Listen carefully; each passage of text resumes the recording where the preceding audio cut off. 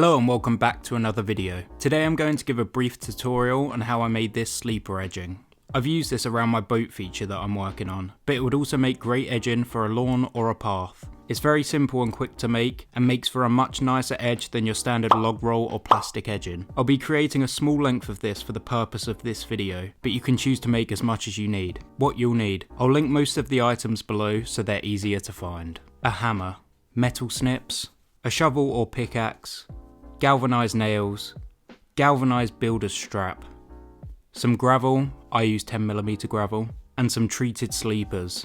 You can buy sleepers full length and cut them to size. I did this with a miter saw. If you don't have the right cutting equipment, there are many companies that supply sleepers and they'll cut them to your chosen length. I got my sleepers from Karud, optional extras.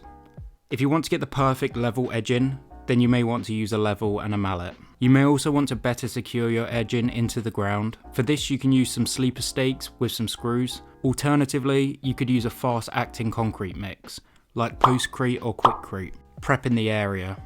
Using the shovel, dig out a small trench along where you want the edging to sit. For the purposes of this video, I just did this in an old patch of dirt. The depth of this trench will depend on how long you've chosen to cut your sleepers and how securely you want them to sit in the ground. Add some gravel to the base of this trench to create a roughly level and free draining floor for them to sit on.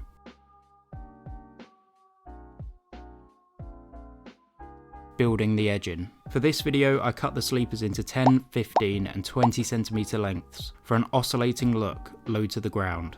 You can choose whatever length to best fit your needs. Place the sleeper cuts on a level surface with the base of the sleepers in line with one another. This will be the rear side of the edging. Take the builder's strap and cut it to the appropriate length. Begin to nail the strap to the base of the edging. I used 2 nails per sleeper and hammered them in close to each side. I also left a small gap of around 2mm between each sleeper, as this allows for the roll to bend, like so. This ensures that it will fit nicely in curved areas. When you've built the edging, you can carefully place it into the trench. You may need more than one person to do this if the edging is long, as it can be quite fiddly. Now you can add a bit more gravel and begin to manipulate the sleepers to level them or create the effect that you're looking for. If you want to use sleeper stakes, this would be a good time to hammer the stakes in and secure them to the back of the edging. Personally, I like having a bit of movement in the edging, as you can shape it exactly how you want and it's easy to change in the future. Here's what the rear of the edging looks like. As you can see, the strap is completely hidden in the gravel. At this point, you can choose to backfill the rest of the trench with gravel or begin to backfill with dirt and tamp it in. This is again up to personal preference. Here's a few things to note. If your edging is going to act as a small retaining wall, then I'd advise cutting them a bit longer and burying them deeper, and maybe even securing them in with some concrete.